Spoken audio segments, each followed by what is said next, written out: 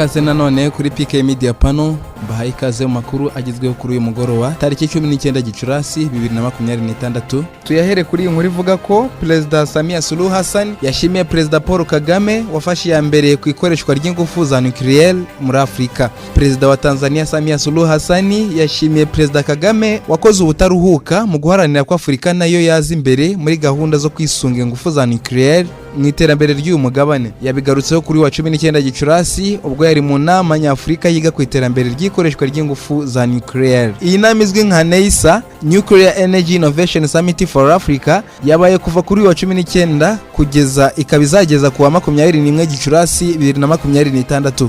U Rwanda ruyakiriye ku nshuro ya kabiri. Yatangijwe ku mugaragaro na nyakubahwa Perezida Paul Kagame, yitabiriwe n'abarenga 1200 barimo n'abakuru b'ibihugu na za guverinoma nka Perezida wa Tanzania Samia Suluhu Hassan, Perezida w'inama y'abaminisitiri ya Togo Faure Osensimna Gnassingbé n'abandi. Perezida Samia Suluhu Hassan yashimiye Perezida Kagame waharaniye kwiza ingufu zikoreshwa hagamijwe amahoro mu gihe uyu mugabane ari wo wasigaye inyuma muri uru rwego. Afrika y'Epfo nicyo gihugu rukumbi gikoresha ingufu za nuclear muri Afrika. Iki gihugu gifite uruganda rutunganya amashanyarazi akomoka kuri izi ngufu ruzwi nka Koiberg Nuclear Power Station, ruri mu birometero nka 30 uvuye mu mujyi wa Cape Town. U Rwanda rumaze imyaka 10 mu rugendo ruruganisha kubaka uruganda rw'ingufu za nuclear bitarenze muri 2030. Ariyo mpamvu Perezida wa Tanzania yashimiye Paul Kagame. Perezida Samia yashimiye u Rwanda rwamwakiriye neza ndetse agaragaza ko yanyuzwe n'imitegurire myiza yaranze NEISA 2026.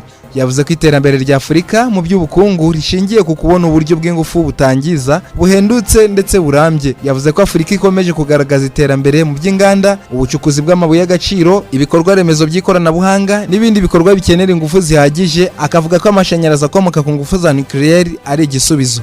Perezida Suluhu yavuze ko Afrika ikeneye uburyo bugezweho bwo gushaka inkunga ifasha muri iyi mishinga n'uburyo buhuriweho bwo guhangana n'ingorane iyi mishinga yahura nazo. Ikindi ni kijyanye no gushyiraho inzego zigenzura iyi mishinga zifite ubushobozi bwo gucunga no kugenzura izi nganda hagamijwe kubungabunga umutekano w'abaturage. Ikindi yavuze ko ikindi gikwiriye kwitabwaho ari ubukangurambaga, abaturage bagahabwa amakuru akwiye aho gukomeza kuguma mu rujijo n'intekerezo z'uko buri gihe ingufu za nuclear zihora zigamije kwangiza.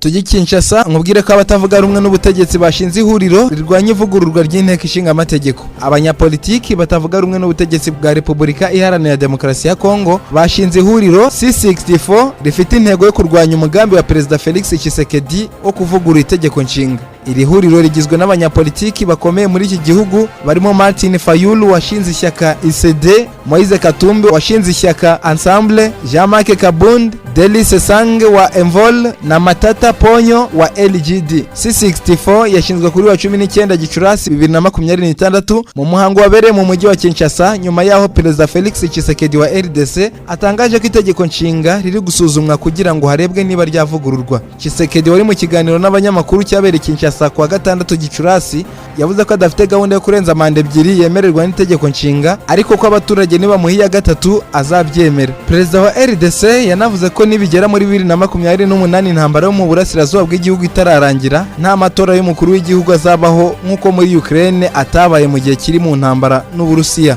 Fayulu na bagenzi be bamaganiye kuri byatangajwe na Tshisekedi, bagaragaza ko biteguye kurwanya umugambi wo kuvugurura itegeko nshinga bivuye inyuma. Banaboneyeho gusaba ko abanyekongo bajya mu biganiro kugira ngo bakemure ibyo batumvikanaho, ariko leta yabimye amatwi. Ubwo batangizaga C64 bashimangiye ko nta muntu ugomba guhindura itegeko nshinga, cyane cyane ingingo yaryo ya 64 ivuga ko umunyekongo atagomba kurenza manda 2 kandi ko biteguye kwifatanya mu kurwanya uzagerageza kubirengaho. Abitabiriye uyu muhango bari bazamuye amabendera y'amashyaka ayobowe n'abatangije iri huriro ndetse n'ibyapa byibutsa Tshisekedi ko manda ye ya kabiri izarangira muri 2028 atazaba kiyobora RDC.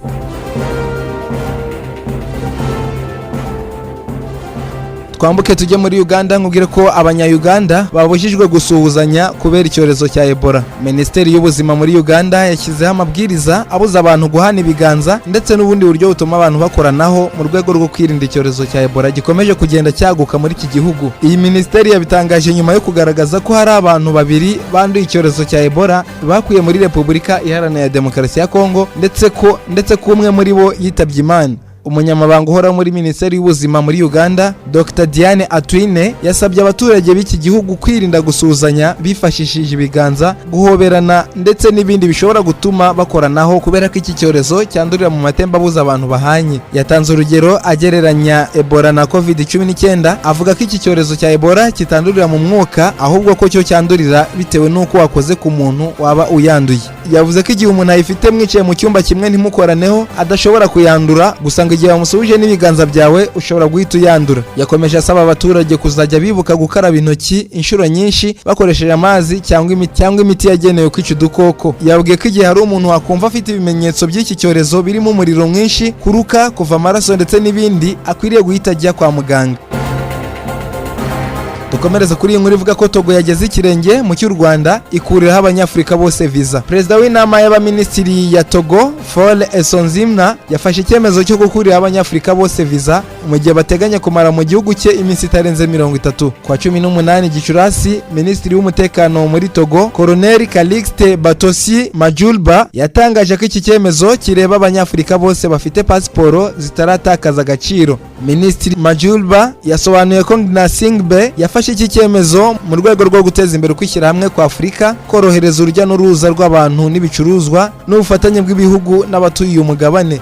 Togo yagaragaje ko ifite intego yo kuba igicumbi cya Afurika mu rwego rwa serivisi, ubucuruzi, umuco ndetse n'ibindi bikorwa bihuza abatuye umugabane, bityo ko kugira ngo bigerweho ari ngombwa gufungura amarembo. Leta ya Togo igeze mu kirenge cy'u Rwanda, Seychelles, Gambia na Benin byafashe iki cyemezo mu bihe bitandukanye bigamije korohereza abanyafurika bashaka gukora ubukerarugendo cyangwa ubucuruzi.